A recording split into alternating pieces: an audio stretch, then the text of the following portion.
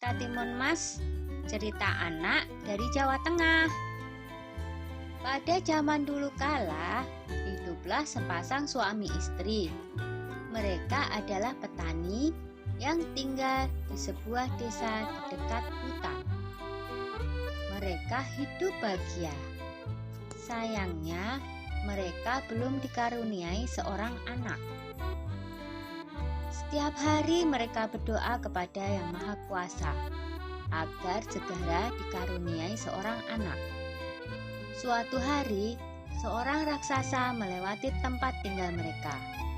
Raksasa itu kemudian memberi sebuah biji mentimun. "Tanamlah biji ini, nanti kau akan mendapatkan seorang anak perempuan," kata raksasa. "Terima kasih raksasa," kata suami istri itu. "Tetapi ada syaratnya. Pada saat usianya 17 tahun, kalian harus serahkan anak itu kepadaku," saut raksasa. Tanpa pikir panjang, mereka segera menerima biji itu dan menyetujuinya. Suami istri itu kemudian menanam biji mentimun itu. Setiap hari mereka merawatnya dengan baik. Beberapa bulan kemudian, tumbuhlah sebuah mentimun yang berwarna keemasan. Buah mentimun itu semakin lama semakin besar dan berat. Ketika masak, mereka memetiknya. Dengan hati-hati, buah itu pun mereka potong. Betapa terkejutnya mereka, karena di dalam mentimun itu ada seorang anak bayi perempuan yang cantik dan lucu. Tahun demi tahun berlalu, Timun Mas tumbuh menjadi gadis yang cantik jelita. Kedua orang tuanya sangat bangga padanya.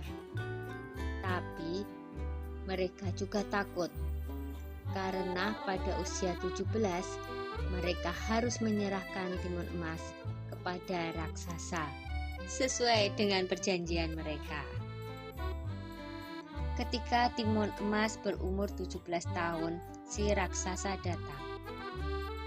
Pak Tani berkata, "Tunggulah sebentar, Timun Emas sedang bermain. Istriku akan memanggilnya." Lalu ia segera menemui anaknya. "Anakku, ambillah ini," kata Pak Tani sambil menyerahkan sebuah kantong kain. "Ini akan menolongmu melawan si raksasa. Sekarang larilah secepat mungkin." Timun Mas pun segera melarikan diri. Raksasa segera berlari mengejar Timun Mas. Raksasa semakin dekat. Timun Mas segera mengambil segenggam garam dari kantong kainnya. Lalu garam itu ditaburkannya ke arah raksasa. Tiba-tiba muncullah sebuah laut di depan raksasa. Dia terpaksa berenang dengan susah payah. Timun Mas berlari lagi, tapi kemudian raksasa berhasil mendekatinya. Timun Mas kembali mengambil benda ajaib dari kantongnya dan dilemparkannya ke arah raksasa. Seketika muncullah pohon dengan ranting dan duri-duri tajam menghalangi si raksasa. Raksasa berteriak kesakitan. Tapi raksasa itu sungguh kuat dan terus mengejar Timun Mas. Maka Timun Mas pun mengeluarkan benda ajaibnya yang ketiga. Ia menebarkan biji-biji mentimun ajaib. Seketika itu pula tumbuhlah kebun mentimun yang sangat luas.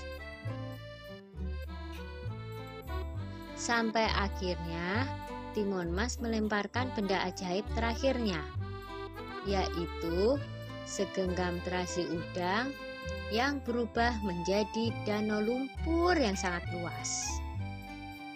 Raksasa itu akhirnya terjerembab di danau lumpur itu dan tak bisa lolos lagi. Timun Mas selamat dari kejaran raksasa. Mas pun kembali ke rumah orang tuanya. Ayah dan ibunya sangat senang melihat Timun Mas berhasil selamat. Sejak saat itu, mereka hidup bahagia bersama-sama. Sudah dulu ya cerita Timun Masnya. Jumpa lagi.